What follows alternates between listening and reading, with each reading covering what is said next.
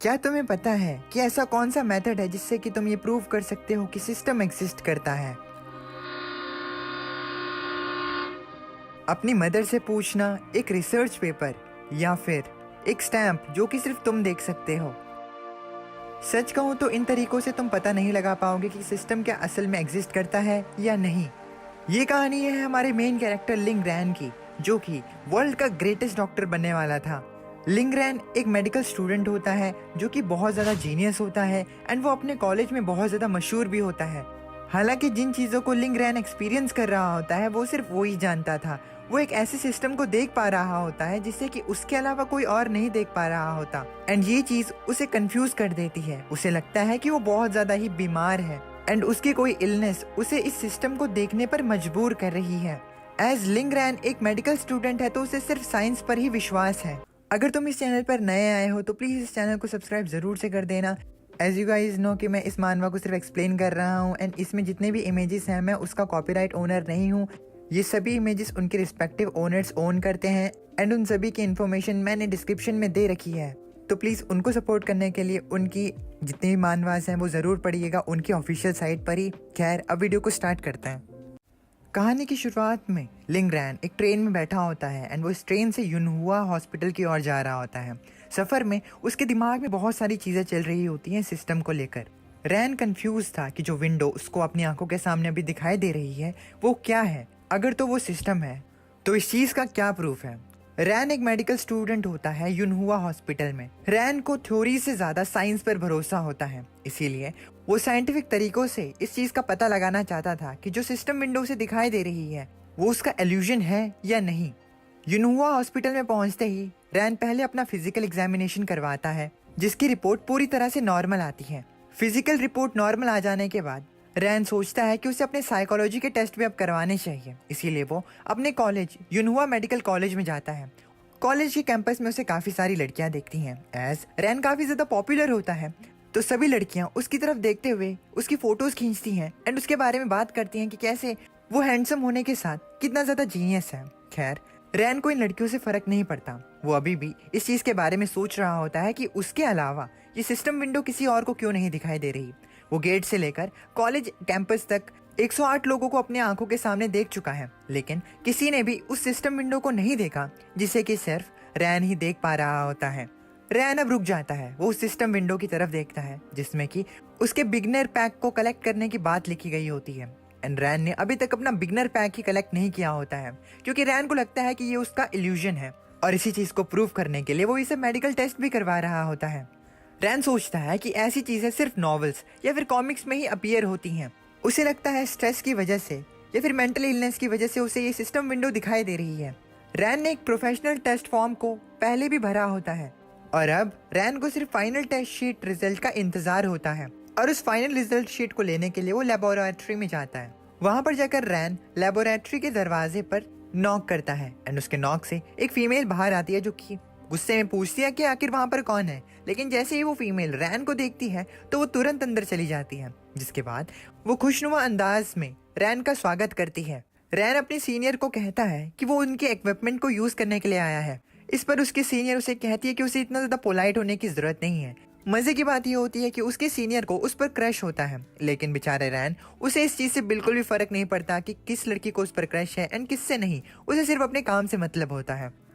उसकी सीनियर उसे अंदर बुलाती है एंड चेयर पर बैठने के लिए कहती है एंड अब उसकी सीनियर उससे पूछती है कि उसकी तबीयत कैसी है। इस पर रैन कहता है कि उसकी तबीयत ठीक है, लेकिन उसकी सीनियर उससे ऐसा क्यों पूछ रही है। इस पर उसकी सीनियर उसे बताती है कि सुबह सुबह रैन ने अपना सीटी एंड एमआरआई टेस्ट कराया था और इस चीज के बारे में उसने एक्सीडेंटली सुन लिया था, इसीलिए वो अब रैन से पूछ रही है कि कहीं उसकी तबीयत खराब तो नहीं, जो कि एक झूठ होता है। एज नॉर्मली सभी को अपनी क्रश की हालत के बारे में पता ही होता है क्योंकि इतना स्टॉक सब कोई कर लेते हैं क्योंकि वो चमड़ी है। रिमेम्बर, वंस अ चमड़ी ऑलवेज अ चमड़ी। खैर, रैन की सीनियर घबराते हुए इस चीज को छुपा लेती है कि ये चीज उसे स्टॉकिंग से पता चली है। खैर, रैन अपनी सीनियर को बताता है कि वो कुछ लिखना चाहता था, इसीलिए उसने अपने इतने टेस्ट करवाए। रैन अब अपनी सीनियर से पूछता है कि सीटी स्कैन की रिपोर्ट क्या आई है। इस पर वो घबराते हुए गलत जवाब देती है एंड ये कहती है कि बहुत शानदार, बहुत बढ़िया, very energetic, very young, no problem this. इस पर रैन सिर्फ नो प्रॉब्लम वाले फ्रेज को सुनता है एंड उसे फर्क नहीं पड़ता कि उसके सीनियर ने उसके बारे में क्या कहा था। रैन अभी भी सोच रहा होता है कि लोग कहते हैं कि लोगों में अच्छे दिमाग होते हैं, लेकिन उसके साथ जरूर कुछ गलत है जो कि उसे ये सिस्टम दिखाई दे रहा है। अब रैन उस मशीन की तरफ इशारा करता है जिसे कि वो यहाँ पर यूज करने के लिए आया होता है। रैन की सीनियर उसे उस मशीन के बारे में बताती है कि कैसे उसमें एक स्टैटिस्टिकल सॉफ्टवेयर है जो कि ये बता पाएगा कि उसके टेस्ट के रिजल्ट जो हैं वो ठीक है या नहीं। इसके बाद रैन की सीनियर उसे उस मशीन को यूज करना सिखाती है एंड एज उसे कुछ काम होता है तो वो रैन को ये कहकर चली जाती है कि अब क्योंकि वो सारी चीजें सीख चुका है तो वो अपने टेस्ट के रिजल्ट खुद चेक कर सकता है। रैन की सीनियर के जाने के बाद रैन अपने बैग से साइकोलॉजी टेस्ट शीट्स को निकालता है and step by step test sheet के डाटा को कंप्यूटर में इंसर्ट करने लगता है एंड आखिर में अब वो कैलकुलेट करने लगता है कि सारी डाटा एंट्रीज मैच हो रही हैं कि नहीं, ताकि वो ये पता कर सके कि कहीं उसे सच में कोई मेंटल लेवल इलनेस तो नहीं। अब वो कंप्यूटर धीरे धीरे करके सारे डाटा को कैलकुलेट करने लगता है। इस दौरान रैन सोचता है कि क्रॉस वेरिफिकेशन एक ऐसा साइंटिफिक तरीका है जिससे कि एक थ्योरी को या फिर इंफॉर्मेशन को गलत साबित किया जाता है। खैर कुछ ही टाइम बाद रैन के सामने उसकी टेस्ट रिपोर्ट आ जाती है एंड उसे पता चलता है कि वो मेंटली कम्प्लीटली नॉर्मल है। इसका मतलब ये होता है कि जो सिस्टम उसके सामने है वो बिल्कुल रियल है। रैन अब बिना टाइम गवाए जो न्यूबी पैक उसे सिस्टम के ऊपर दिखाई दे रहा था उसे ओपन कर लेता है। न्यूबी पैक के अंदर रैन को मास्टर लेवल सूचरिंग टेक्निक मिलती है। सूचरिंग एंड सिलना यहाँ पर बेसिकली सेम ही है।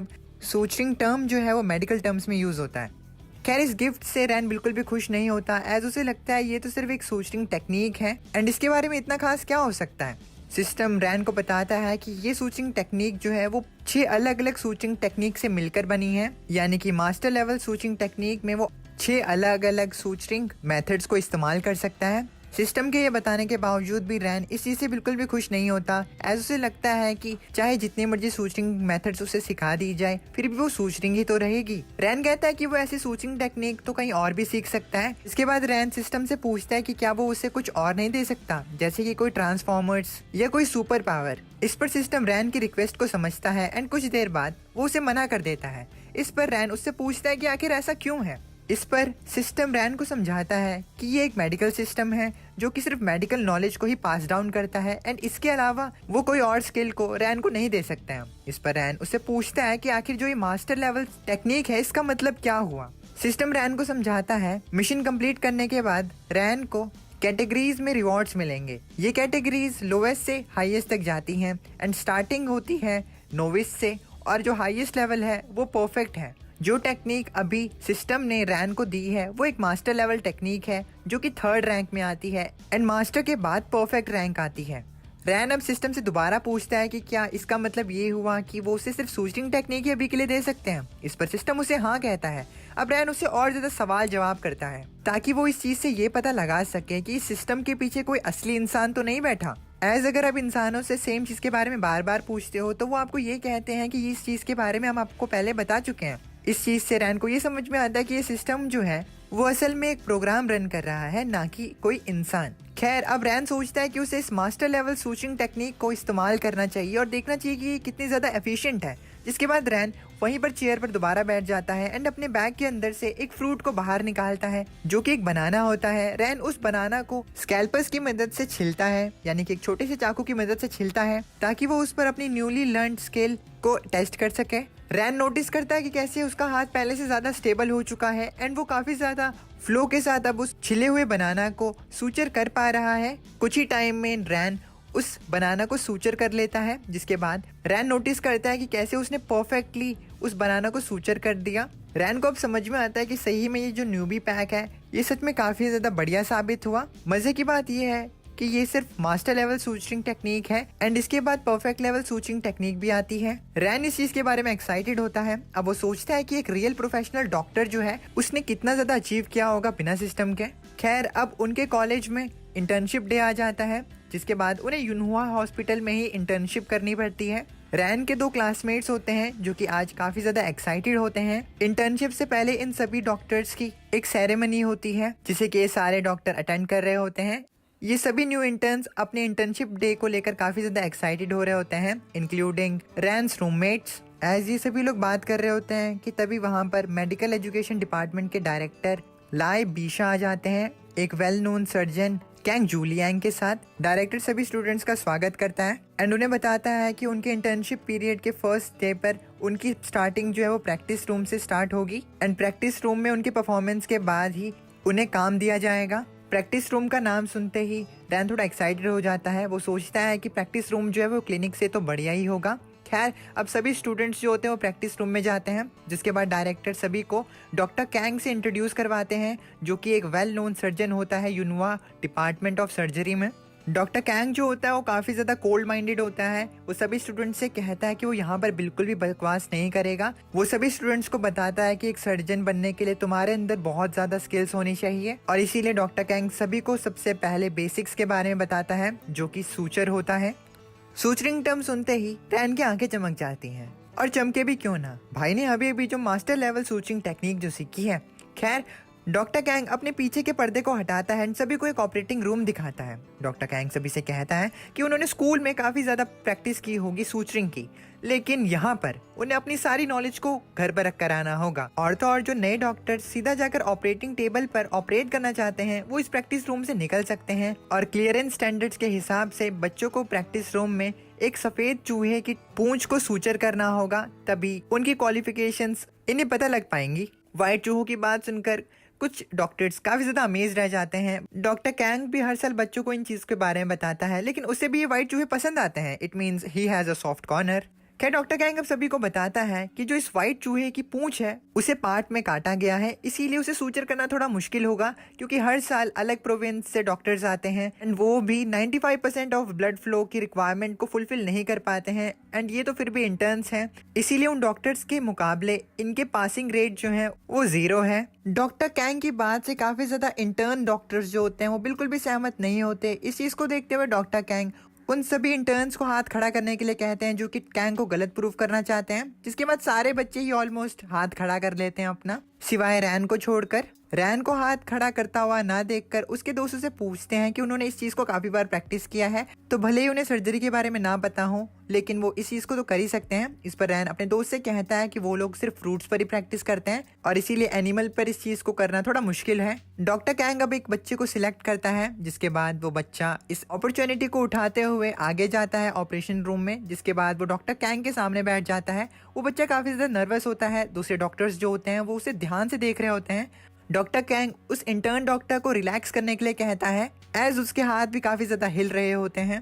खैर, कुछ ही टाइम बाद ये इंटर्न डॉक्टर इस टेस्ट को पास नहीं कर पाता, एज वो उस चूहे की पूंछ की ब्लड वेसल्स को ही पंचर कर देता है, एंड उसे फेल होता हुआ देखकर डॉक्टर कैंग उसे ताने मारता है। स्टूडेंट को फेल होता हुआ देखकर दूसरे डॉक्टर्स का भी मनोबल टूट जाता है, एक्सेप्ट रैन। रैन अभी भी इस चीज को ध्यान से देखता है एंड उसे समझ में आता है कि उसका क्लासमेट ये करने में फेल क्यों हुआ। तभी डॉक्टर कैंग रैन के एक्सप्रेशन को नोटिस कर लेता है, जिसके बाद वो उन बच्चों को एक और मौका देता है, एंड इस बार वो रैन को सिलेक्ट करता है इस टेस्ट को परफॉर्म करने के लिए, एंड इस टेस्ट को करने में रैन भी इंटरेस्टेड होता है।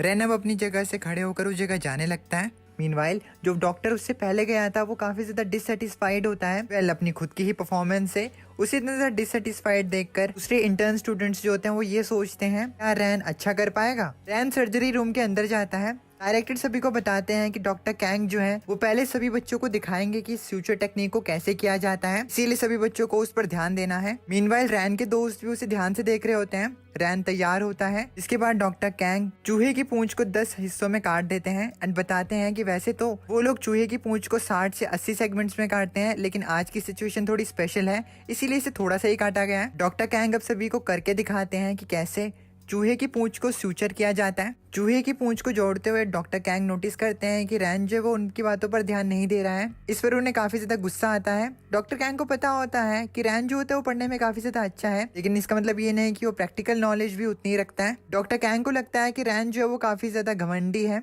कैंग को लगता है कि रैन जो है वो उसकी डेमोन्स्ट्रेशन पर बिल्कुल भी ध्यान नहीं दे रहा है, एंड इस बात पर उसे बहुत ज्यादा गुस्सा आता है कि रैन किसी और तरफ देख रहा है। कैंग बात करता है कि कैसे रैन को लग रहा है कि थ्योरेटिकल नॉलेज काफी है और इसीलिए वो डेमोन्स्ट्रेशन पर ध्यान नहीं दे रहा है। ये चीज कैंग को बहुत ज्यादा गुस्सा दिलाती है एंड वो सोचता है कि वो अब रैन को सबक सिखाएगा, इसीलिए वो उसे बातों पर उलझाए रखता है एंड कुछ ही टाइम बाद डेमोन्स्ट्रेशन खत्म कर देता है। इससे रैन जो होता है वो डेमोन्स्ट्रेशन को ठीक से नहीं देख पाता एंड उसे भी लगता है कि डेमोन्स्ट्रेशन जो वो काफी ज्यादा जल्दी खत्म हो गई, एज रैन जो था वो और ज्यादा डेमोन्स्ट्रेशन को देखना चाहता था। लेकिन कोई बात नहीं, रैन अब टूल्स को अपने हाथ में लेता है एंड वो स्टार्ट करता है इस सर्जरी को। रैन इस मौके को गंवाना नहीं चाहता था, एज वो एक वेल नोन सर्जन के सामने परफॉर्म कर रहा होता है।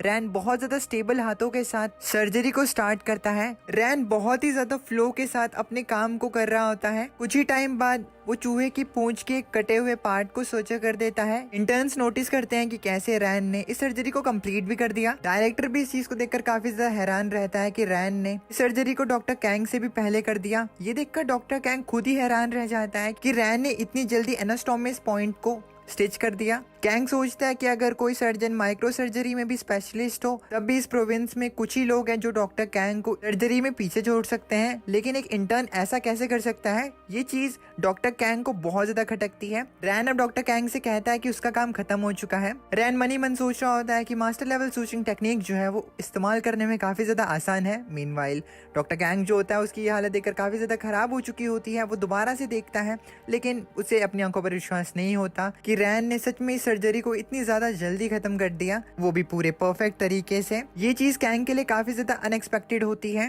कैंग सोचता है कि जरूर रैन किसी स्पेशलिस्ट हॉस्पिटल या फिर क्लिनिक में पहले इंटर्नशिप कर चुका है, इसीलिए उसके हाथ इतना ज्यादा स्टेबल है एंड वो इतना ज्यादा मास्टर है इस सर्जरी में। इसीलिए डॉक्टर कैंग रैन से पूछता है कि वो पहले किस हॉस्पिटल में काम कर चुका है। उसने बहुत ज्यादा प्रैक्टिस करी होगी तभी जाकर उसके हाथ इतने ज्यादा अच्छी तरीके से काम कर रहे हैं।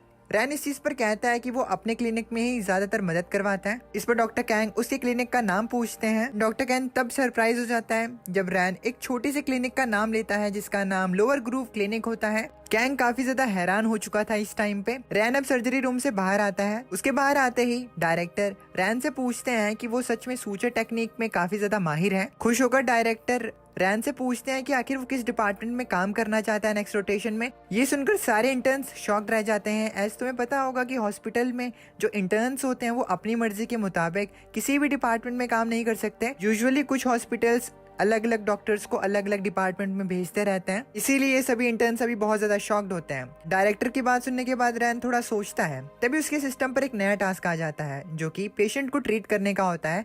उसकी मिशन की डिटेल में उसे बताया जाता है कि उसे 10 पेशेंट की चोटों को सूचर करना है एंड इस टास्क के रिवॉर्ड के तौर पर उसे एक नई सूचरिंग टेक्निक मिलेगी। रिवॉर्ड की ये वाली सूचरिंग टेक्निक रैन को काफी ज्यादा इंटरेस्टिंग लगती है एज ये कॉमनली बहुत ज्यादा यूज्ड होती है। इसीलिए रैन डायरेक्टर से इमरजेंसी डिपार्टमेंट में जाने की बात करता है। ये सुनकर डायरेक्टर एंड रैन के दोनों दोस्त बहुत ज्यादा शॉक्ड हो जाते हैं। रैन के दोनों दोस्त रैन को थोड़ा और सोचने के लिए कहते हैं, बट रैन उन्हें बताता है कि उसने बहुत ज्यादा सोच समझ कर ही इस डिपार्टमेंट को चूज किया है। कुछ टाइम बाद रैन इमरजेंसी डिपार्टमेंट में होता है। रैन जो होता है वो इस टास्क के बारे में ही सोच रहा होता है एज इस टास्क को उसे 10 दिन के अंदर अंदर कंप्लीट करना होता है। अब रैन एंड उसके साथ के जितने भी इंटर्न्स होते हैं जिनकी ड्यूटी इमरजेंसी वार्ड में लगी होती है वो एक हेड नर्स को फॉलो करते हुए जा रहे होते हैं। वो हेड नर्स उन सभी को बताती है कि उन सभी को लॉन्च में बैठना होगा, जब तक उनको कोई बुलाए ना तब तक वो बाहर नहीं आ सकते और वो पेशेंट के फैमिली से पूछे गए क्वेश्चंस का आंसर भी नहीं दे सकते हैं। इतना कहकर वो उन सभी को लॉन्च की तरफ लेकर जाती है। लॉन्च में ऑलरेडी पहले से भी कुछ इंटर्न्स बैठे होते हैं। इसका मतलब ये होता है कि अभी हॉस्पिटल में इन इंटर्न्स की जरूरत नहीं होती, इसीलिए नर्स इन सभी को वहीं पर बैठने के लिए कहती है। ये सभी इंटर्न्स बैठकर अब गप्पे शप्पे मारने लगते हैं। एज कुछ इंटर्न्स एक दूसरे से फेमिलियर नहीं होते तो ये लोग एक दूसरे की बातें कर रहे होते हैं एंड एक दूसरे से चिढ़ रहे होते हैं। मीनवाइल रैन जो होता है वो अपनी बैटल रॉयल गेम को एंजॉय करता है। जब इन सब लोगों की बातें चल रही होती है तभी वहाँ पर वैंग जिया नाम की एक डिपार्टमेंट नर्स आती है जो कि इन सभी इंटर्न से पूछती है कि क्या इनमें से किसी को सूचरिंग आती है। अब एज ये नर्स काफी ज्यादा खूबसूरत होती है दिखने में, तो ये सभी सिंप इंटर्न्स जो होते हैं वो ट्राई करते हैं ताकि वो इस नर्स की अटेंशन ग्रैब कर सकें।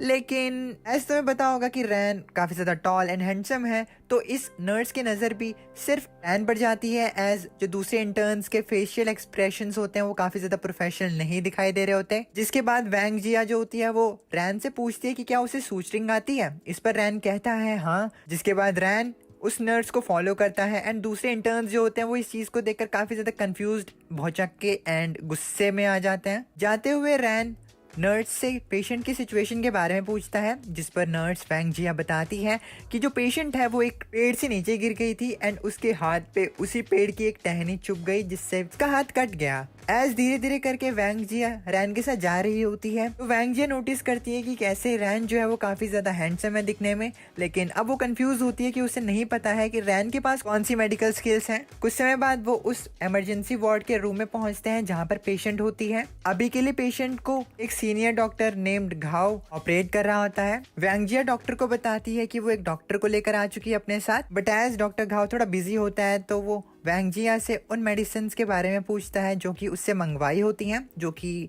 वैंग जिया लेकर आई होती है। वैंग जिया वो मेडिसिन को डॉक्टर घाव को देती है, जिसके बाद डॉक्टर घाव मेडिसिन को प्रिपेयर करने लगते हैं पेशेंट के लिए। मीनवाइल डॉक्टर घाव रैन के फेशियल एक्सप्रेशंस को नोटिस करता है और उसे पता लगता है कि रैन जो है वो काफी ज्यादा सीरियस है। वो पेशेंट को दवा देते हैं एंड इस दौरान रैन जो होता है वो नोटिस कर रहा होता है डॉक्टर घाव के हर मूव को। एज रैन काफी ज्यादा इंटेलिजेंट होता है तो उसे सब पता होता है कि यहाँ पर क्या चल रहा है एंड इस चीज को कैसे हैंडल करना चाहिए। खैर डॉक्टर घाव अब रैन को पेशेंट के वुंड को क्लीन करने के लिए कहता है। डॉक्टर घाव बड़े आराम से पेशेंट से बात करता है एंड उसे बताता है कि उसकी चोट जो है वो थोड़ी गहरी है, इसीलिए उसकी चोट को स्यूचर करने से पहले उसे 2 बार और धोना होगा और इसीलिए पेशेंट को ज्यादा चिंता करने की जरूरत नहीं है। जिस पर पेशेंट घबराते हुए कहती है कि वो ज्यादा चिंता नहीं करेगी। खैर ऑब्वियसली वो थोड़ी चिंता तो कर ही रही होती है एंड घबरा रही होती है। रैन इस चीज को नोटिस करता है कि कैसे पेशेंट के साथ डॉक्टर घाव कितने आराम से बात कर पा रहे हैं। रैन बात करता है कि लॉन्च से बाहर आते हुए उसे कितनी ज्यादा डिफिकल्टी हुई, लेकिन अब वो एक ऐसे डॉक्टर से मिल रहा है जो कि सच में अच्छा है अपने काम में। All the back in the mind रैन को इस चीज की भी खबर होती है कि उससे अपने सिस्टम के टास्क को कंप्लीट करना है। रैन सोचता है कि अगर वो इस टास्क को अच्छे तरीके से कर पाए तो उसे अच्छे रिवॉर्ड्स मिल सकते हैं। इसी सोच को लेते हुए वो डॉक्टर घाव से पूछता है कि क्या वो अकेले ही स्टिचिंग को कर सकता है। इस पर डॉक्टर घाव थोड़ा सोचता है एंड रैन को इस चीज के लिए हाँ कह देता है। डॉक्टर घाव बात करता है कि कैसे यंग डॉक्टर्स जो होते हैं वो थोड़े इम्पेशेंट होते हैं एंड वो इतने ज्यादा स्किल्ड नहीं होते यूजुअली, इसीलिए डॉक्टर घाव हर बार ही यंग डॉक्टर्स की मदद कर देता है। ऑल्दो ये वाला ऑपरेशन जो है वो थोड़ा सा छोटा है, इसीलिए एज लॉन्ग एज रैन इस ऑपरेशन को स्टेप बाय स्टेप करे तो कोई प्रॉब्लम नहीं आएगी। बिसाइड डॉक्टर घाव बात करता है कि वैसे भी वो यहीं पर है, इसीलिए ज्यादा कुछ खराब नहीं होगा। डॉक्टर घाव अब स्टिचिंग का काम रैन पर छोड़कर एक झपकी ले लेता है। एज उसे पता होता है कि वो यहीं पर है और अगर कोई बड़ी प्रॉब्लम हो भी जाती है तो वो यहीं से ऑपरेट कर लेगा। डॉक्टर घाव को सोए हुए सिर्फ 2 ही मिनट हुए थे कि तभी रैन डॉक्टर घाव को उठाते हुए उन्हें बताता है ऑपरेशन कंप्लीट हो चुका है एंड डॉक्टर घाव को रैन के किए गए फ्यूचर के बारे में क्या लगता है। ऑपरेशन को इतनी ज्यादा जल्दी हुआ देखकर डॉक्टर घाव काफी ज्यादा डर जाता है। उसे लगता है कि ये काफी ज्यादा जल्दी हो गया। वो घबराते हुए अपनी जगह से उठता है। वो सोच रहा होता है कि कहीं रैन ने अपनी स्किल्स के अंदर की स्पीड को दिखाने के चक्कर में इस ऑपरेशन को कहीं खराब तो नहीं कर दिया। डॉक्टर घाव जैसे ही पेशेंट के हाथ की ओर देखता है तो उसे पता चलता है कि रैन ने परफेक्टली पेशेंट के हाथ को स्यूचर कर दिया है। वो रैन की तरफ देखता है एंड सोचता है कि वो इमरजेंसी रूम में काफी सालों से है। उसने काफी ज्यादा सर्जन्स को देखा है, लेकिन आज से पहले उसने कभी रैन जैसे सर्जन को नहीं देखा जिसने कि ऐसे ऑपरेशन को 2 मिनट में ही खत्म कर दिया। डॉक्टर घाव को लगता है कि रैन जो है वो किसी बड़े हॉस्पिटल में एक मास्टर डॉक्टर है एंड वो यहाँ पर अपने एक्सपीरियंस को बढ़ाने आया है ताकि वो अपने मेडिकल स्टैंडर्ड्स को इंक्रीज कर सके। डॉक्टर घाव को भनक तक नहीं लगती कि रैन जो है वो एक इंटर्न है, वो उसे एक प्रोफेशनल डॉक्टर ही समझता है। अब ये सब चीजें चली रही होती हैं कि तभी घबराते हुए वहां पर एक और नर्स आ जाती है जो कि रोते हुए डॉक्टर घाव को बताती है कि बेड नंबर 3 में जो पेशेंट है उसकी हालत बहुत खराब है। ये सुनते ही ये लोग उस पेशेंट के पास जाने लगते हैं। वो पेशेंट जिसको चोट लगी होती है वो अपेरेंटली एक गैंगस्टर होता है एंड उसके सर से बहुत ज्यादा खून निकल रहा होता है। डॉक्टर को देखकर वो गैंगस्टर कहता है कि फाइनली डॉक्टर यहाँ पर आ चुके हैं। खैर उसका बहुत ज्यादा ब्लड लॉस हो चुका है। उस आदमी के साथ काफी ज्यादा और गैंग मेंबर्स होते हैं जो कि बहुत देर से डॉक्टर का ही वेट कर रहे होते हैं। डॉक्टर घाव उस पेशेंट की चोट को देखते हैं एंड उसे पता चलता है कि ये इंजरी जो है वो काफी ज्यादा सीरियस है। मीनवाइल रैन सोचता है कि डॉक्टर घाव को फॉलो करते हुए उसे एक और मौका मिल गया आज। डॉक्टर घाव सभी लोगों को साइड हटने के लिए कहता है ताकि वो पेशेंट को देख पाए, लेकिन तभी वो दूसरे गैंग मेंबर्स बीच में आ जाते हैं। डॉक्टर घाव मिन्नतों के साथ उन्हें साइड हटाते हैं। डॉक्टर घाव काफी ज्यादा घबरा रहा होता है उस पेशेंट को हैंडल करने में एज वो एक गैंग मेंबर होता है एंड अगर यहाँ पर ऑपरेशन थोड़ा खराब हो जाए तो सारा इंजाम डॉक्टर घाव पर आएगा एंड ये लोग उसे बहुत ज्यादा पीटेंगे। इसी चीज के डर में वो रैन को इस ऑपरेशन को हैंडल करने के लिए पूछता है एज डॉक्टर घाव को अभी भी लगता है कि रैन जो है वो किसी हॉस्पिटल में एक एक्सपर्ट है और वो अपनी स्किल्स को शो ऑफ करने के लिए ही यहाँ पर आया है, इसीलिए उसे सर्जरी को करना चाहिए क्योंकि ये सर्जरी करना थोड़ा मुश्किल है। ऑल्दो रैन जो होता है वो ये चीज करने में काफी ज्यादा एक्साइटेड होता है। एंड वो खुश होता है कि उसने डॉक्टर घाव को फॉलो किया, तभी जाकर उसे ये अपॉर्चुनिटीज मिल रही हैं। रैन जल्दी से अपने टूल्स को पकड़ता है एंड पेशेंट को साइड हटने के लिए कहता है। मेन डॉक्टर को इस चीज को हैंडल ना करता हुआ देखकर वो जो गैंग मेंबर होता है वो रैन से पूछता है कि आखिर ये सब्स्टिट्यूट ये काम क्यों कर रहा है। अब वो गैंग मेंबर रैन को धमकाता है कि वो काफी ज्यादा हॉस्पिटल में जा चुका है, लेकिन अभी तक कोई भी हॉस्पिटल उसके इस चोट को ठीक नहीं कर पाया है, और इसीलिए रैन अगर इस सर्जरी को खराब कर देता है तो इस चीज की सजा उसे बराबर मिलेगी। ये कहकर वो गैंग मेंबर रैन को अब डराने लगता है। ऑल्दो रैन उस आदमी की बात नहीं सुनता एंड वो अपने काम को जारी रखता है। रैन को ये काम इतने ज्यादा फ्लो में करता हुआ देखकर घाव थोड़ा घबरा जाता है, जिसके बाद वो गैंग मेंबर डॉक्टर घाव के इस एक्सप्रेशन को देखकर उससे पूछता है कि आखिर वो ऐसे चेहरे क्यों बना रहा है। डॉक्टर घाव उस आदमी को बताते हैं कि उसकी चोट जो है वो ऑलरेडी ठीक हो चुकी है। अब ये सुनकर वो पेशेंट काफी ज्यादा कंफ्यूज हो जाता है, एज अभी अभी तो सर्जरी स्टार्ट हुई थी और इतनी जल्दी सर्जरी कैसे खत्म हो सकती है। वो पेशेंट पीछे मुड़ने की कोशिश करता है, लेकिन रैन उसके चेहरे को आगे कर देता है एंड उसकी चोट को ध्यान से देखने लगता है। रैन को अब वो एक्सपीरियंस याद आता है जब वो मेडिकल स्कूल में था, तब उसी क्लासमेट जो थी वो बनाना की स्किन को डॉट्स में स्टिच कर देती थी एंड वो दिखने में काफी ज्यादा बढ़िया नहीं दिखते थे। ऑल्दो रैन ने जिस पेशेंट के सर को अभी स्टिच किया होता है वो दिखने में काफी ज्यादा बढ़िया लगता है। रैन देखता है कि उस आदमी के सर पे बिल्कुल भी बम्प्स नहीं है एंड वो दिखने में ठीक लग रहा है। सर्जरी से कुछ संतुष्ट होने के बाद रैन उस आदमी को एक शीशा देता है एंड उसे खुद देखने के लिए कहता है। मीनवाइल इस ऑपरेशन को लेकर डॉक्टर घाव सोचता है कि पेशेंट जब बात कर रहा था तभी रैन ने उसके सर को सूचर कर लिया। इससे पेशेंट को बिल्कुल भी पता ही नहीं लगा कि कब उसकी चोट ठीक हो गई एंड इस तरीके के ऑपरेशन को पहली बार डॉक्टर घाव ने अपनी आंखों से देखा है। डॉक्टर घाव इस सूचर टेक्निक से बहुत ज्यादा इंप्रेस होता है। वो पेशेंट भी अपने सर को ध्यान से देखता है एंड उसे भी अपने सर की ये सूचरिंग काफी ज्यादा पसंद आती है। एज ये सर्जरी काफी ज्यादा जल्दी हो गई थी तो उसे खुद ही पता नहीं चला था कि उसकी सर्जरी हो चुकी है। सारे स्टिचेस लाइन में होते हैं एंड ये चीज उस पेशेंट को बहुत पसंद आती है। वो पेशेंट मिरर को रखता है एंड रैन की तरफ देखते हुए उससे उसका बिजनेस कार्ड मांगता है। एज ये आदमी सोचता है कि आज के बाद उसे कुछ भी हो गया तो वो अपना सारा इलाज रैन से ही कराएगा। इस पर रैन बताता है कि उसके पास कोई बिजनेस कार्ड नहीं है, ऑल्दो अभी के लिए उस पेशेंट को ज्यादा मूव नहीं करना चाहिए क्योंकि उसके सर पर बैंडेज नहीं लगी है। बट एज ये पेशेंट एक गैंग मेंबर होता है तो इसे फर्क नहीं पड़ता। वो पेशेंट अपनी जगह से खड़ा होता है एंड इन सभी को बताता है कि उसके सर की सिलाई बहुत अच्छी तरीके से हो गई है, इसीलिए उसे बैंडेज की कोई जरूरत नहीं है। लेकिन अगली बार अगर उसे चोट लगती है तो वो सिर्फ रैन के पास ही आएगा। इतना कहकर वो अपने सभी आदमियों से कहता है कि उन्हें किसी को सबक सिखाना है, जिसके बाद उसके सभी आदमी उसे फॉलो करने लगते हैं एंड अब उस आदमी की खैर नहीं होती जिस आदमी ने इनके बॉस के साथ ऐसा किया होता है। उन्हें ऐसे ही जाता हुआ देखकर रैन उन्हें रोकने की कोशिश करता है एंड सभी डॉक्टर्स ये देखकर काफी ज्यादा शॉक्ड हो जाते हैं। इन लोगों के जाने के बाद रैन अपनी सिस्टम विंडो की तरफ देखता है जहां पर उसे दिखता है कि उसकी टास्क कंप्लीशन जो है वो 2 आउट ऑफ 10 हो चुकी है एंड इसका मतलब उसे 8 और पेशेंट के चोटों को ठीक करना है अपनी सूचरिंग टेक्निक की मदद से। रैन बात करता है कि कैसे ये मिशन बहुत जल्दी ही खत्म होने वाला है। कुछ समय बाद कुछ इंटर्न्स जो कि उस लॉन्च में बैठे हुए थे उनमें से एक डॉक्टर वैंग जिया के पास जाता है एंड उससे काम के लिए पूछता है, लेकिन इस पर वैंग जिया उसे कहती है कि अगर उसे ऑपरेशन में दखल अंदाजी करनी है तो वो उसे फॉलो ना करे तो ही बढ़िया है। इस पर वो इंटर्न वैंग जिया से कहता है कि यहाँ पर काफी ज्यादा लोग हैं जिन्हें चोटें लगी हुई हैं और इसीलिए वो डॉक्टर घाव की मदद करना चाहता है। इस पर वैंग जिया उसे बताती है कि डॉक्टर घाव जो है वो रेस्ट करने के लिए गए हुए हैं एंड जितने भी लोग इसे इमरजेंसी वार्ड्स में दिखाई दे रहे हैं वो सभी लोग डॉक्टर रैन के पास आए हैं। ये सुनकर वो इंटर्न बहुत ज्यादा गुस्से में आ जाता है एंड वो वैंग जिया से कहता है कि क्या पेशेंट अपने डॉक्टर्स को चूज कर सकते हैं, वो भी इमरजेंसी डिपार्टमेंट में। इसमें वैंग जिया उसे बताती है कि उन्हें जो करना है वो कर सकते हैं। एज बेचारी वैंग जिया तो रैन का ही साथ देगी क्योंकि चमड़ी मैटर आई गेस। खैर ये इंटर्न वैंग जिया को फॉलो करते हुए उस रूम में पहुंचता है जहां पर वो गैंग लीडर जिसे कि रैन ने कुछ ही समय पहले ठीक किया था वो भी होता है, लेकिन इस बार वो अपने एक दोस्त के साथ होता है एंड वो रैन से बात करता है कि कैसे उसके भाई को चोट लग चुकी है एंड इस चोट को सिर्फ डॉक्टर रैन ही ठीक कर सकता है।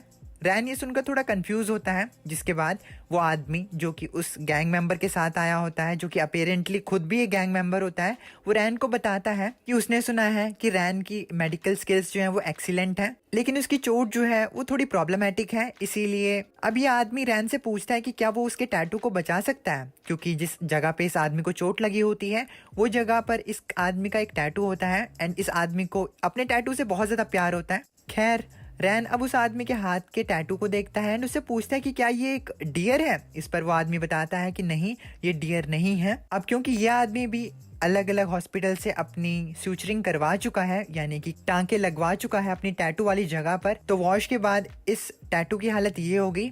ओरिजिनली इस आदमी ने एक डियर का टैटू करवाया था, लेकिन इस आदमी को चोट लग गई थी, जिसके बाद इसने सूचर करवाया कहीं और से एंड उसके बाद इसके टैटू खराब हो गया, जिसके बाद इसे टैटू को मिटवाना पड़ा एंड इस बार इसने अपनी टैटू की जगह पर एक यूनिकॉर्न बनवाया। लेकिन ये वाला यूनिकॉर्न टैटू भी थोड़ा खराब हो चुका है ड्यू टू हिज चोट। रैन उस आदमी के टैटू को ध्यान से नोटिस करता है, जिसके बाद वो उसके वुंड को देखता है एंड उस आदमी को बताता है कि उसकी चोट जो है वो बहुत बड़ी है, इसीलिए अगर इसने अपने टैटू पर ध्यान नहीं दिया तो स्टिचिंग के बाद भी इसका टैटू आउट ऑफ शेप हो जाएगा। वो आदमी रोते हुए बोलता है कि वो अपने टैटू को चेंज नहीं करवाना चाहता और ना ही वो अपने टैटू को मिटवाना चाहता है और इसीलिए वो रैन से मदद मांगता है। रैन अब उस आदमी की चोट को ठीक करने लगता है कि इसी दौरान वो इंटर्न वहां पर आ जाता है एंड वो बीच में बोलता है कि रैन तो एक इंटर्न है ना। इस पर वो जो गैंग मेंबर होता है वो काफी ज्यादा चिढ़ जाता है एंड वो उस इंटर्न को डराते हुए कहता है कि अगर उसने बीच में कुछ बोला तो उसकी हड्डी पसली तोड़ दी जाएंगी। ये सुनकर वो इंटर्न डर जाता है एंड वो अपना मुंह बंद कर लेता है। कुछ ही टाइम बाद रैन उस आदमी के चोट को सिल देता है। सिलने के बाद उस आदमी को खुद विश्वास नहीं होता कि रैन ने इतना ज्यादा बढ़िया सूचर किया है कि उसके टैटू पर पता भी नहीं लग रहा कि वो सूचर किया गया है एंड उसका टैटू जो है वो अब बच चुका है। वो इंटर्न भी ये सब दूर से होता हुआ देख रहा होता है एंड उसे विश्वास नहीं होता कि जो कुछ भी आदमी कह रहा है वो बिल्कुल सही है। उन्हें लगता है कि ये सारे लोग जो हैं वो अंधे हैं एंड ये बहुत ज्यादा बढ़ा चढ़ा कर ये बातें बोल रहे हैं। ऐसा कैसे पॉसिबल हो सकता है, क्योंकि रैन तो एक इंटर्न है। अब जैसे ही वो आदमी जिसके चोट लगी होती है वो साइड मुड़ता है तो उसके टैटू को देखकर जो इंटर्न अभी कह रहा था कि रैन इस चीज को करीब सोचता है कि उसने ऑलमोस्ट अपनी सच्चाई बता दी थी। खैर कुछ ही टाइम बाद रैन अपने सिस्टम टास्क को कंप्लीट कर लेता है शाम होते होते, जिसके बाद उसे uninterrupted vertical mattress suturing technique मिल जाती है जो कि स्पेशलिस्ट लेवल होती है। रैन खुश होता है कि उसने एक ही आफ्टरनून में इस टास्क को कंप्लीट कर लिया एंड अब वो इस नई स्किल को ट्राई करने के लिए एक्साइटेड होता है। शाम होते होते रैन अपने घर पर पहुंचता है। रैन के घर वालों का एक खुद का क्लिनिक होता है जिसका नाम लोअर ग्रूव होता है, जिसकी बात रैन पिछली बार कर रहा था कि वहां पर वो काम करता है। रैन को देखकर उसके फादर उससे पूछते हैं कि आखिर वो एक स्टूडेंट की तरह कपड़े क्यों पहने हुआ है एंड उसका व्हाइट रोब कहाँ पर है। रैन के फादर बस जल्दी से जल्दी रैन को एक डॉक्टर की तरह देखना चाहते हैं। रैन के फादर का नाम लिंग जियाजो होता है एंड वो काफी ज्यादा एक्साइटेड होते हैं रैन को लेकर एंड वो उसे जल्दी से जल्दी एज अ डॉक्टर देखना चाहते हैं। बस रैन एंड उसके फादर बात कर रहे होते हैं, जहाँ पर रैन के फादर उसे कहते हैं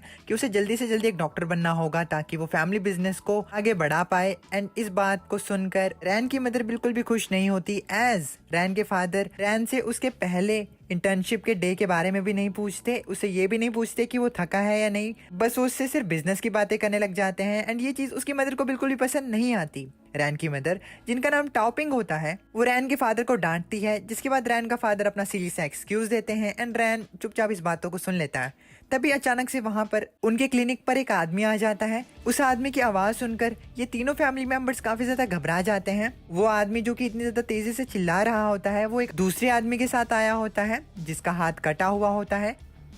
उस आदमी की हालत को देखकर जो दूसरे लोग उस क्लिनिक पर बैठे होते हैं वो लोग भी उसकी तरफ आ जाते हैं एंड उसके बारे में बात करने लगते हैं। अब क्योंकि ये सारे लोग आस पड़ोस से ही होते हैं तो इसीलिए ये लोग भी इस आदमी को जानते थे। वो आदमी बताता है कि उसके हाथ पर चॉपिंग बोर्ड से एक नाइफ गिर गया जिसकी वजह से उसका हाथ कट गया एंड अब उसके हाथ से काफी ज्यादा खून आ रहा है। इस सिचुएशन को देखकर जो डॉक्टर लोअर ग्रूव क्लिनिक में डॉक्टर का काम करता था वो वहां पर आ जाता है। अब तुम्हें याद होगा कि रैन के फादर रैन को बस जल्दी से एक डॉक्टर बनाना चाहते हैं, वो इसीलिए क्योंकि वो अपने क्लिनिक में खुद एक डॉक्टर का काम नहीं करते हैं एंड उन्होंने दूसरे डॉक्टर्स को हायर किया हुआ है पेशेंट्स को देखने के लिए एंड ये डॉक्टर्स जो है वो हाई सैलरी डिमांड करते हैं जो कि रैन के फादर को बिल्कुल भी पसंद नहीं है। खैर इस डॉक्टर का नाम डॉक्टर शियोंग होता है। यह आदमी पेशेंट के हाथ के ऊपर की पट्टी को हटाता है एंड उसे पता चलता है कि पेशेंट के हाथ पर एक गहरा कट लगा हुआ है एंड इस कट को देखते हुए डॉक्टर शियोंग उस आदमी को एक बड़े हॉस्पिटल में खुद को दिखाने के लिए कहते हैं। रैन भी इस चीज को सुन लेता है एंड उसे ये चीज पसंद नहीं आती कि कैसे उसके लोअर ग्रूव क्लिनिक की पहली इंप्रेशन ही यही है कि वो दूसरे पेशेंट्स को बड़े हॉस्पिटल्स में भेज रहे हैं।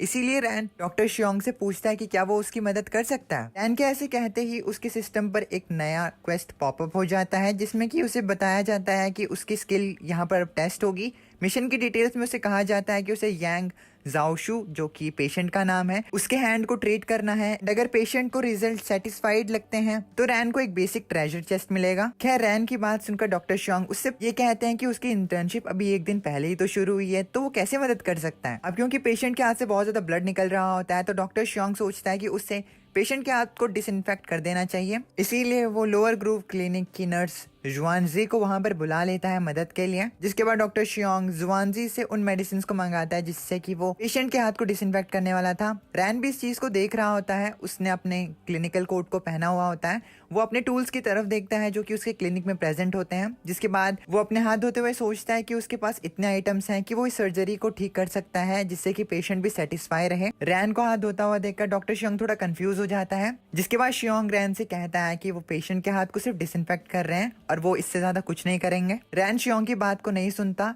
एंड वो चेयर पर बैठ जाता है एंड पेशेंट के हाथ को एनालाइज करने लगता है। डॉक्टर शियोंग रैन को बोलता है कि कट जो है वो सिंपल है लेकिन ये गहरी चोट है, इसीलिए इन पेशेंट के लिए बढ़िया यही है कि ये यूनहुआ हॉस्पिटल में जाए। खैर रैन शियोंग की बात नहीं सुनता एंड वो पेशेंट को कहता है कि उसकी हथेली पे ही चोट लगी है एंड ये इतना सीरियस मैटर नहीं है। रैन की बात सुनकर जो दूसरे लोग क्लिनिक में होते हैं थोड़े संतुष्ट होते हैं रैन के डिसीजन से, एज यूनहुआ हॉस्पिटल यहाँ से 6 माइल्स दूर होता है एंड क्योंकि खून बहुत ज्यादा बह रहा है तो वहां पर जाना भी थोड़ा डेंजरस होगा।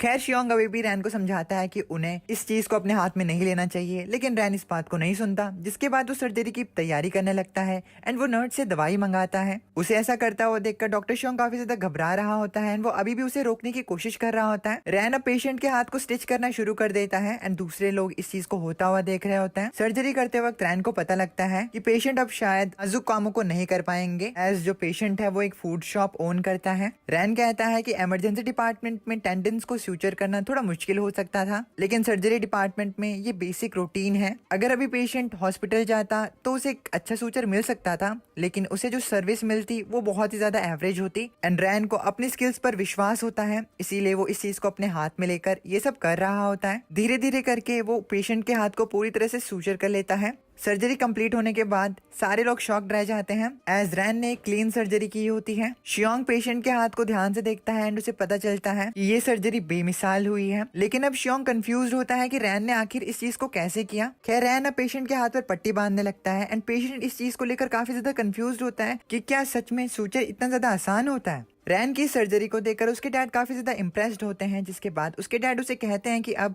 इसके साथ वो उनके क्लिनिक पे प्रैक्टिस कर सकता है। हालांकि रैन इसके लिए साफ साफ इनकार कर देता है एंड वो अपने डैड को बताता है कि उसे अभी भी अपनी इंटर्नशिप को कंप्लीट करना है। तभी उसके डैड कहते हैं उनके लिए अच्छा होगा अगर रैन भी उनकी मदद कर सके ताकि उन्हें ज्यादा सैलरी ना देने पड़े दूसरे को, एंड ये चीज टारगेटेड होती है डॉक्टर शियोंग की तरफ। खैर तभी वहां पर उस पेशेंट का बेटा यांगहू आता है जो कि बहुत ही ज्यादा जल्दी में होता है। वो अपने डैड के पास जाता है एंड अपने डैड से पूछता है कि आखिर वो इतने छोटे क्लिनिक में अपनी स्टिचिंग क्यों करवा रहे हैं। अब क्योंकि यहाँ पर सवाल उनकी जॉब का है, अगर वो अपना इलाज ठीक से नहीं कराएंगे तो वो पैसे कैसे कमाएंगे। खैर वो पेशेंट अपने बेटे को समझाने की कोशिश करता है कि यहाँ पर अच्छी तरीके से सर्जरी हो चुकी है, इसीलिए उन्हें बड़े हॉस्पिटल में जाने की कोई जरूरत नहीं है एंड उसे इतना पैनिक करने की जरूरत नहीं है। ये सब कहने के बावजूद भी यांगहू रैन पर चिढ़ जाता है एंड वो रैन से क्वेश्चन पूछने लगता है कि आखिर उसने उसके फादर की इतने ज्यादा सीरियस चोट पर कैसे सर्जरी कर दी। यांगहू रैन को ये भी कहता है कि अगर ये सर्जरी अच्छी नहीं हुई होगी तो रैन की क्लिनिक को ही जिंदगी भर उसके डैड को पैसे देने होंगे।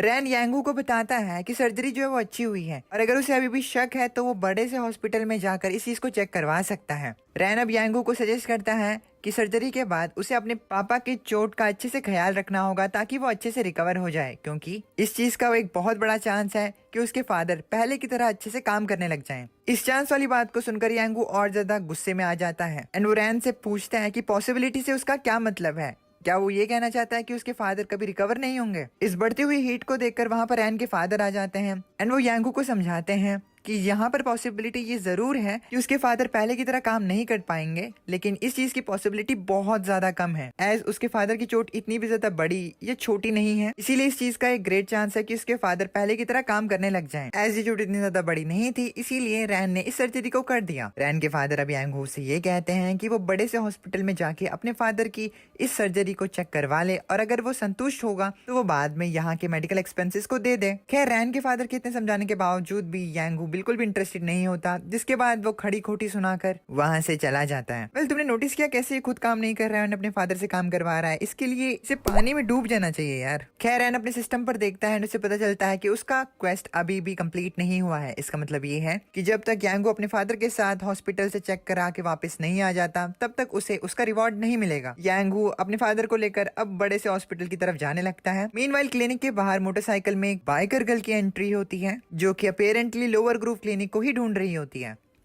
अब मोहतरमा जी थोड़ा आगे जाती हैं एंड आगे जाकर उन्हें लोअर ग्रूव क्लिनिक मिलता है, जिसके बाद वो डोर पर नॉक करती हैं एंड डोर खोलते हुए रैन के फादर बताते हैं कि उनका क्लिनिक बंद हो चुका है। रैन के फादर जैसे ही दरवाजा खोल के आगे देखते हैं तो उनकी आंखें चकाचौंध रह जाती हैं एक सुंदर सी लड़की को अपने सामने देखकर। रैन के फादर उस लड़की से पूछते हैं कि आखिर उसे क्या बीमारी है।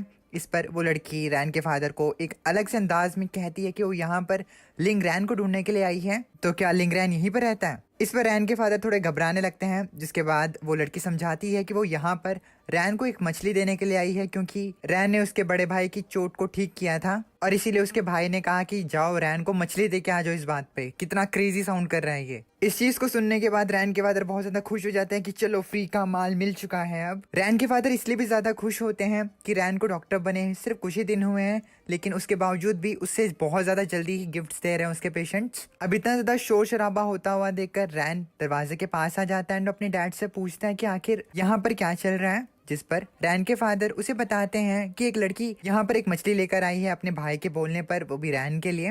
रैन दरवाजे को खोलता है एंड वो उस गर्ल को देखता है एंड उससे पूछता है कि आखिर उसका भाई कौन है। रैन को देखकर वो लड़की काफी ज्यादा शर्माने लगती है एंड वो अपने भाई जिसका नाम लू हाइशान है उसके बारे में बताती है। अपेरेंटली लू हाइशान वही आदमी होता है जिसके हाथ पर एक डियर का टैटू होता है, जिसे कि रैन ने कल ही ठीक किया था। अब वो लड़की शर्माते हुए रैन से पूछती है कि क्या उसने पहले सैल्मन खाई है, यानी कि वो मछली खाई है। अगर उसने मछली नहीं खाई है तो वो उसके लिए अभी बना सकती है। चमड़ी साला, ना जाने हमारे ये दिन कब आएंगे। खैर रैन के फादर उस गर्ल को अपने किचन में एंटर होने की परमिशन दे देते हैं, जिसके बाद वो वहां पर सैल्मन को प्रिपेयर करती है। खाना बनाने के बाद वो सबसे पहले टेस्ट करने के लिए उसे रैन को ही देती है एंड रैन उस फिश को ट्राई करता है एंड उसे वो पसंद आती है एज वो फिश बहुत ज्यादा फ्रेश होती है। वो गर्ल रैन को बताती है कि युनहुआ में सैल्मन फिश को उसकी फैमिली ही सप्लाई करती है, इसीलिए ये बाकी जगहों के कंपैरेटिवली ज्यादा ही अच्छी फिश है। एज इन लोगों का ये बिजनेस है तो इन्हें तो पता ही है कि कौन सी बेस्ट फिश है और कौन सी नहीं, इसीलिए ये बेस्ट फिश ही रैन के लिए लेकर आते हैं एज अ गिफ्ट। बट इस लड़की को नहीं पता होता कि रैन दिखने में बहुत ज्यादा अच्छा दिखता है एंड ये उसके प्यार में फंस जाएगी। खैर चमड़ी मैटर से हटके वो लड़की अब उस फिश को ट्राई करने के लिए रैन की मदर को भी देती है एंड रैन की मदर रैन की तरफ देख रही होती है कि बेटे ये सब पता है मुझे कि क्या चल रहा है यहाँ पे। बट रैन को इस चीज से कोई फर्क ही नहीं पड़ता कि ये लड़की उस पर ट्राई मार रही है।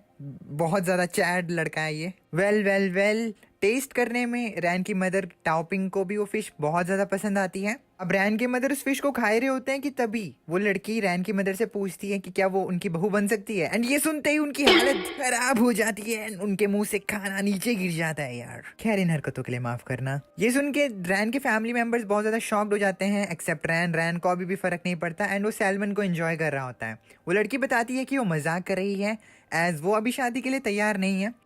खैर टाइम फ्लाइज एंड कुछ टाइम बाद मिस्टर यांग अपने बेटे के साथ वहां पर आते हैं एंड रैन के फादर को बताते हैं कि जब पहली बार डॉक्टर ने ये सुना था कि उन्होंने स्टिचेस छोटे क्लिनिक से करवाए हैं तो उन्होंने उसे थोड़ा डांटा, लेकिन जब उन्होंने स्टिचेस को देखा तो वो डॉक्टर्स भी दंग रह गए एंड उन्हें ये लगा कि ये स्टिचेस किसी प्रोफेशनल जापानीज क्लिनिक ने किए हैं। मिस्टर यांग अब रैन के फादर को कहते हैं कि वो शुक्रमंद है कि उन्होंने रैन से ही स्टिचेस करवाए एज अब रैन की गुड सूचरिंग स्किल्स जो है उसकी वजह से उनका हाथ बहुत जल्दी ठीक हो जाएगा। मिस्टर यांग अपने बेटे की तरफ देखते हुए बताते हैं कि वो अपनी बेटी की तरफ से माफी मांगने के लिए भी यहाँ पर आए हैं। उनका बेटा यांग हु अब बेइज्जती के मारे कुछ नहीं कहता यहाँ पे। खैर ये सब होता हुआ देखकर वो लड़की रैन से पूछती है कि क्या इन लोगों ने तुम्हें परेशान किया है। इस पर रैन कहता नहीं ऐसी बात नहीं है, जिसके बाद वो लड़की रैन से कहती है कि अगर उसे कोई परेशान करता है तो वो इसके बारे में उसे या उसके भाई को बता सकती है एज युनहुआ में सभी लोग इनके बारे में जानते हैं एंड ये लोग ऐसे लोगों के खिलाफ लड़ने में माहिर हैं। रैन इस बात को सुनकर थोड़ा कंफ्यूज रहता है, जिसके बाद वो कहता है ठीक है एंड वो लड़की अब रैन को समझाती है कि उसे इतना ज्यादा सोचने की जरूरत नहीं है, उसका कुछ गलत मतलब नहीं था इससे। अब वो लड़की यांगू एंड मिस्टर यांग को डांटते हुए कहती है कि क्या वो लोग यहाँ पर सिर्फ खड़े रहने के लिए आए हैं, क्या वो लोग माफी नहीं मांगेंगे। उस लड़की को उन पर चिल्लाता हुआ देखकर वो दोनों कंफ्यूज हो जाते हैं कि आखिर ये लड़की कौन है। अब मिस्टर यांग अपने बेटे को कहते हैं कि उस बैनर को बाहर निकालो। इन दोनों ने माफी के तौर पर एक सिल्क बैनर बनाया होता है जिस पर इन्होंने लिखवाया होता है वो जादुई हाथ जो कि हेल्थ को ठीक कर देता है। ये फ्रेज रैन के फादर को बहुत पसंद आता है एज ये रैन के लिए एक अच्छा कॉम्प्लीमेंट होता है। रैन के फादर सोचते हैं कि वो इस बैनर को अपनी क्लिनिक में लगाएंगे ताकि जब किसी को भी लगे कि रैन जो है वो इनएक्सपीरियंस्ड और यंग है तो वो इस चीज को उन्हें दिखा सकें। खैर रैन की सक्सेसफुल सर्जरी एंड इस सिल्क बैनर के लिए अब ये लोग सेलिब्रेशन करने के बारे में सोचते हैं एज ये बहुत ज्यादा खुशी की बात होती है इन लोगों के लिए, इसीलिए अब ये लोग पटाखे फोड़ने लगते हैं। मीनवाइल क्वेस्ट को कंप्लीट करने के बाद रैन को एक बेसिक ट्रेजर चेस्ट मिल जाता है। रैन अभी भी नोटिस करता है कि ये वाला सिस्टम जिसमें उसका रिवॉर्ड चेस्ट अपीयर हो रहा है उसे भी उसके अलावा कोई और नहीं देख सकता है। रैन अब उस चेस्ट को खोलता है एंड इस बार उसे उसके अंदर से एक एक्चुअल आइटम मिलती है। रैन उस आइटम को देखकर थोड़ा कंफ्यूज होता है कि इस बार उसे रियलिटी में एक आइटम मिली है। खैर नेक्स्ट डे यूनवा हॉस्पिटल में काफी ज्यादा बोरिंग डे चल रहा होता है एज सारे इंटर्न्स लॉन्ज में ही होते हैं जहां पर रैन गेम खेल रहा होता है एंड दूसरे इंटर्न्स जो होते हैं वो गप्पे लड़ा रहे होते हैं। एज आज हॉस्पिटल में ज्यादा काम नहीं होता तभी रैन के सिस्टम पर उसे एक नया क्वेस्ट मिलता है जिसमें कि उसे पेशेंट्स को ट्रीट करना होता है एंड हर 10 पेशेंट्स को ट्रीट करने के बाद उसे एक ट्रेजर चेस्ट मिलेगी। रैन सोच ही रहा होता है कि आज हॉस्पिटल में ज्यादा काम नहीं है तो शायद वो इस टास्क को आज कंप्लीट ना कर पाए, लेकिन तभी अचानक से लॉन्ज में एक नर्स आती है जो कि इंटर्न्स को अपने साथ लेकर आती है। वो स्पेसिफिकली लिंग रैन को मेंशन करती है जिसके बाद ये सभी इंटर्न्स इमरजेंसी डिपार्टमेंट के डायरेक्टर के सामने जाकर खड़े हो जाते हैं। इमरजेंसी डिपार्टमेंट का डायरेक्टर हुओ कोंगजुन सभी डॉक्टर्स को इकट्ठा इसीलिए करवाता है क्योंकि पास ही सब अर्बन फैक्ट्री में एक बहुत बड़ा धमाका हुआ होता है जिसके इम्पैक्ट से काफी ज्यादा कैजुअलिटीज हुई होती हैं, बहुत लोगों को चोट पहुंची होती है और इसका मतलब ये था कि इमरजेंसी डिपार्टमेंट जो था वो बहुत ज्यादा बिजी होने वाला था। सभी डॉक्टर्स ये सुनकर थोड़े घबरा जाते हैं। मीनवाइल डॉक्टर जाओ जो कि रैन के बगल में खड़े होते हैं वो रैन को कहते हैं कि रैन को उन्हें फॉलो करना है। तभी वहां पर एक एम्बुलेंस आती है जिसके अंदर से डॉक्टर्स यानी कि वो इंटर्न्स पेशेंट को बाहर निकालते हैं एंड उसे रेस्क्यूएशन रूम में लेकर जाते हैं। ये सब चल ही रहा होता है कि तभी एक और एम्बुलेंस आ जाती है एंड डायरेक्टर इंटर्न्स को अब अलग अलग रूम में इन पेशेंट्स को ले जाने के लिए कहता है। बहुत सारे लोगों को चोट आई होती है इसीलिए इस काम में बहुत ज्यादा टाइम लगने वाला था। डायरेक्टर डॉक्टर जाओ को ट्रीटमेंट रूम को संभालने के लिए कहते हैं जिसके बाद डॉक्टर जाओ ट्रीटमेंट रूम में जाते हुए रैन को कहते हैं कि वहां पर उसे सूचर टेक्निक्स का इस्तेमाल करना है। ट्रीटमेंट रूम में पहुंचते ही डॉक्टर जाओ रैन को एक पेशेंट देते हैं। रैन सूचर करने के लिए तैयार होता है तभी वैंग जिया उसे कहती है कि बहुत सारी एम्बुलेंस बाद में आने वाली हैं इसीलिए उसे अपनी पूरी स्ट्रेंथ को इस्तेमाल करने की जरूरत नहीं है। मीनवाइल रैन सोचता है कि ये तो अच्छी ही बात है, उसके लिए उसका सिस्टम टास्क भी कंप्लीट हो जाएगा इसीलिए वो कहता है ये तो अच्छी बात है। ये सुनकर वैंग जिया थोड़ी शर्मा जाती है, अब क्यों ना शर्माए बेचारी शर्मीली। उसे लगता है कि रैन जो है वो दूसरे लोगों से बहुत ज्यादा अलग है। मीनवाइल रैन के एक पेशेंट की सर्जरी कंप्लीट ही होती है कि तभी एक दूसरा पेशेंट आ जाता है। पेशेंट को इतना ज्यादा जल्दी आता हुआ देखकर डॉक्टर जाओ अब थोड़ा घबरा जाता है एज उसे लगता है कि अब इसके अलावा 6 से 7 पेशेंट्स और आने हैं एंड इन पेशेंट के आ जाने के बाद इमरजेंसी मेडिकल केयर जो है वो और ज्यादा पेशेंट्स को उनके पास नहीं भेजेगी कुछ समय के लिए, लेकिन ये चीज भी बहुत ज्यादा सिचुएशन पे डिपेंड करता है कि आगे कितने ज्यादा पेशेंट इमरजेंसी रूम में आने वाले हैं। खैर जो इंटर्न उस पेशेंट को वहां पर लेकर आया होता है वो रैन से कहता है कि उसे ऐसा लगता है कि ज्यादातर पेशेंट्स को यूनहुआ हॉस्पिटल में भेजा जाएगा एंड जब पेशेंट इतने सारे हो जाएंगे तो वो टेक्निकली पेशेंट्स को मना नहीं कर सकते हैं एंड उन्हें दूसरे हॉस्पिटल्स में नहीं भेज सकते हैं। जिस पर रैन कहता है कि अगर ऐसी बात है तो जो पेशेंट उसे असाइन है वो पहले उन्हें ट्रीट कर देगा, जिसके बाद क्या उसके लिए ये सही रहेगा कि वो दूसरे पेशेंट को भी ठीक कर सकता है। इस पर डॉक्टर शाओ रैन को बताते हैं कि अगर वो दूसरों की मदद करना चाहता है उनके जॉब में तो इसमें कोई हर्ज नहीं है। डॉक्टर जाओ अब ये सोचते हैं कि इतना ज्यादा काम करने के बाद क्या रैन को थकान नहीं लगेगी। डॉक्टर जाओ रैन से बहुत ज्यादा इंप्रेस होता है इस टाइम पे। डॉक्टर जाओ के हाँ बोलने के बाद रैन कहता है कि उन्हें अब और ज्यादा जल्दी से काम करना होगा। ये सुनकर जो इंटर्न उसके पीछे उस पेशेंट को लेकर आया होता है वो भी सर्जरी करने के लिए तैयार होने लगता है एंड इस पर डॉक्टर जाओ से समझाते हैं कि उन्होंने अभी सिर्फ रैन को ही काम दिया सर्जरी का एंड वो सर्जरी में पार्टिसिपेट नहीं कर सकता है एंड ये बात उस बेचारे को पसंद नहीं आती। खैर वो कर भी क्या सकता है सीनियर के सामने। रैन अब उस पेशेंट को देखता है जिसके टांग में बहुत ज्यादा गहरी चोटें लगी होती हैं। उसके टांग में बहुत ज्यादा अलग अलग कट्स होते हैं। रैन को समझ में आता है कि उसे अपनी अलग अलग सूचरिंग टेक्निक से इस पेशेंट की टांग को ठीक करना होगा। अब एज भाई के पास अलग अलग सूचरिंग टेक्निक्स हैं तो वो सारी सूचरिंग टेक्निक्स को लगा देता है उस पेशेंट की टांग को ठीक करने में। 5 मिनट के अंदर अंदर सर्जरी कंप्लीट हो जाती है। डॉक्टर जाओ रैन के पास आते हैं एंड वो रैन की सूचरिंग को देखकर बहुत ज्यादा हैरान हो जाते हैं जिससे कि उसका एक्सप्रेशन ही चेंज हो जाता है। डॉक्टर के इस एक्सप्रेशन को देखकर पेशेंट डर जाता है कि आखिर उसके स्टिचेस के साथ कोई प्रॉब्लम तो नहीं है। इस पर डॉक्टर जाओ उसे हंसते हुए बताते हैं कि कोई प्रॉब्लम नहीं है, उसके स्टिचेस बहुत अच्छी तरीके से हुए हैं। डॉक्टर के रिएक्शन को इतनी ज्यादा जल्दी बदलता हुआ देखकर वो आदमी घबरा जाता है कि उसके एक्सप्रेशन इतनी ज्यादा जल्दी क्यों चेंज हो गए एंड इससे उस बेचारे पेशेंट को अच्छा फील नहीं हो रहा है। ये सुनकर डॉक्टर जाओ वैंग जिया को वहां पर बुलाते हैं ताकि वो पेशेंट के स्टिचेस की फोटो ले सके एंड पेशेंट को भी दिखा सके एंड एजुकेशनल मटेरियल को इंटर्न्स के लिए भी रख सके। एज ए सूचर्स बहुत अच्छे तरीके से किए गए होते हैं। इस चीज से उस पेशेंट को भी विश्वास हो जाता है कि उसके स्टिचेस में कोई प्रॉब्लम नहीं है। डॉक्टर जाओ अब रैन को दूसरे बेड पे भेज देते हैं दूसरे पेशेंट के पास उसे ठीक करने के लिए एज वो बहुत ज्यादा एफिशिएंटली काम कर रहा होता है। डॉक्टर जाओ ये भी सोचते हैं कि जब तक उनके पास लिंगरैन है तब तक उन्हें टेंशन लेने की कोई जरूरत नहीं है, ना ही उनका ज्यादा एफर्ट लगेगा। बहुत कामचोर डॉक्टर हो भाई सच में। डॉक्टर जाओ की बात सुनकर रैन डॉक्टर जाओ से पूछता है कि क्या इस पेशेंट को ठीक करने के बाद वो दूसरे लोगों की चोटों को सूचर कर सकता है। इस पर डॉक्टर जाओ रैन को समझाते हैं कि उसे खुद जाकर पेशेंट को नहीं ढूंढना है, उसे बस नर्स को बोलना है कि वो पेशेंट को अंदर लेकर आ जाए। इस पर रैन पूछता है कि ऐसा क्यों है,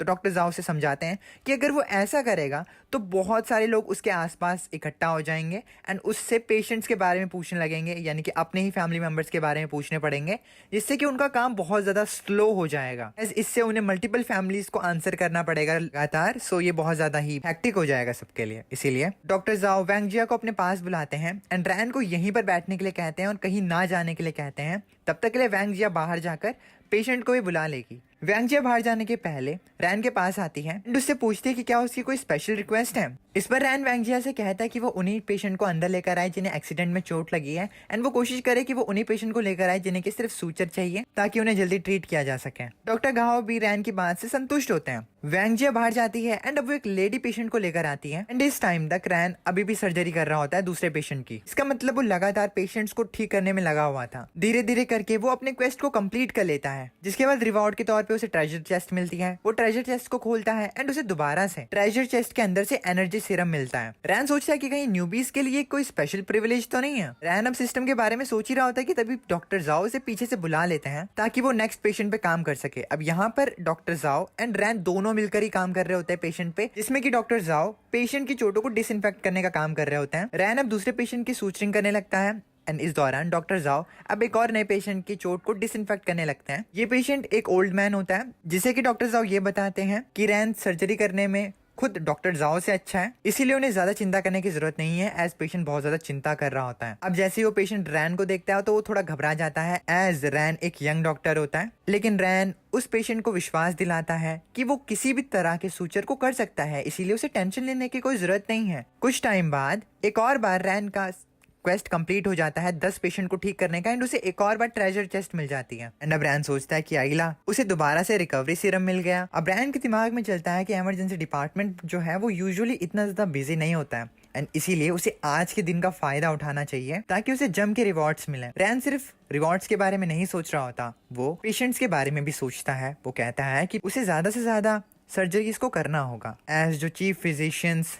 एसोसिएट चीफ फिजिशियंस जो हैं वो दूसरे पेशेंट्स जिनको सीरियस इंजरी हुई है उन्हें ट्रीट कर रहे हैं, तो इसीलिए ज़्यादातर काम जो है वो यंग डॉक्टर्स के ऊपर है। लेकिन जब ये सीरियस केसेस खत्म हो जाएंगे तो chief physicians associate chief physicians जो हैं वो इमरजेंसी रूम में आ जाएंगे एंड नॉर्मली पेशेंट्स को ट्रीट करने लगेंगे। जिसका मतलब ये है कि रैन के पास अब सर्जरी करने का कुछ ही टाइम पड़ा है एंड उसे कुछ ही घंटों के लिए सर्जरी करने को मिलेगी, इसीलिए उसे ज्यादा से ज्यादा सर्जरीज को करना होगा। रैन के दिमाग में एक आइडिया आता है, वो सोचता है कि उसे दूसरों की मदद लेनी चाहिए ज्यादा सर्जरी करने में। इसीलिए वो डॉक्टर जाओ से पूछता है कि क्या वो किसी को भेज सकता है यहाँ पर उनकी मदद करने के लिए। इस पर डॉक्टर जाओ कंफ्यूज हो जाते हैं, उससे पूछते हैं कि उसे किस चीज में मदद चाहिए। रैन समझाता है कि अभी वो दोनों ही काम कर रहे हैं और सेपरेटली काम करने से उनका काम बहुत ज्यादा एफिशिएंट हो गया है, लेकिन अगर उनके साथ एक और आदमी आ जाए तो ऑपरेशन करने में और ज्यादा आसानी होगी। यानी कि अगर 3 डॉक्टर्स होंगे तो एक डॉक्टर चोट को डिसइंफेक्ट कर सकता है, दूसरा सूचर कर सकता है एंड तीसरा चोट पे पट्टी लगा सकता है, जिससे कि उनका काम बहुत ज्यादा तेज हो जाएगा। अब डॉक्टर साहब थोड़े थके हुए होते हैं तो वो रैन को पूछते हैं कि क्या उसे उनकी मदद भी चाहिए। इस पर रैन कहता है कि अगर वो मदद करेंगे तो ठीक है, लेकिन यहाँ पर रैन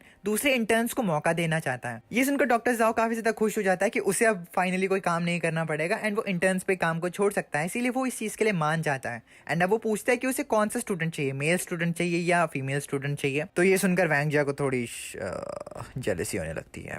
इस पर रैन कहता है कि उसे कोई स्पेसिफिक स्टूडेंट नहीं चाहिए, उसके टीममेट्स ही ठीक हैं। एंड वैंगजिया भी कहती है कि ऐसा ही करना चाहिए, एज अगर कोई फीमेल नहीं होगी तो बेचारी की सेटिंग हो जाएगी। अब क्या कहें। इस चीज पर डॉक्टर घाव कहते हैं कि उन्हें इस चीज से कोई प्रॉब्लम नहीं है, लेकिन जो अलग डिपार्टमेंट के डॉक्टर्स हैं उनके पेशेंट को अगर वो ट्रीट कर रहे हैं तो उन्हें बाद में उन डॉक्टर्स को ये समझाना होगा। इतना कहकर वो वहां से चले जाते हैं। जिसके बाद वैंगजिया रैन के रूममेट्स को ले आती है। रैन के दोस्त अब ट्रीटमेंट रूम में आते हैं, वो लोग शॉक्ड होते हैं कि भाई रैन ये सब कैसे कर रहा है, कहीं वो डॉक्टर्स को गिफ्ट तो नहीं दे रहा। इस पर रैन कहता है कि वो ऐसा कुछ भी नहीं कर रहा है, उसे बस कुछ मदद चाहिए थी डेब्रीमेंट में एंड बैंडेजिंग में, इसीलिए उसने उन दोनों को वहां पर बुलाया। इतना कहते ही रैन के दोस्त कामों को बांट लेते हैं एक दूसरे में एंड अब ये तीनों तैयार होते हैं एफिशिएंटली सर्जरी को करने के लिए।